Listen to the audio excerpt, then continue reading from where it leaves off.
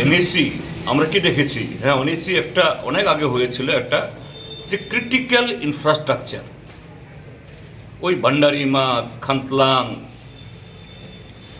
মালদাপাড়া, রোয়াজাপাড়া, এইসব জায়গাতে রাস্তা নেওয়া যাচ্ছে না।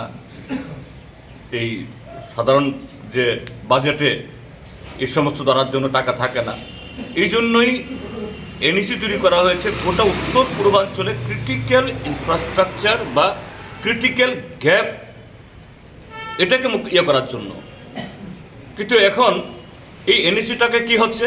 এনইসির টাকায় ওই প্রমো উৎসব, মেলা, খেলা খেলা হলে ভালো, কিন্তু আসল খেলা নয়। এনইসির টাকায় ত্রিপুরা যে ড্রাগ কি জানি বলে এটাকে, ওই যে নেশামুক্ত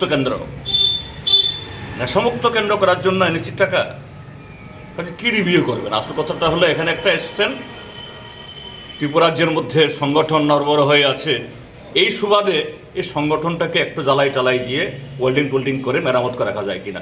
কোনো ওয়েল্ডিংয়ে মাল কোলাবে না, ত্রিপুরাজ্যের মানুষ তৈরি হচ্ছে।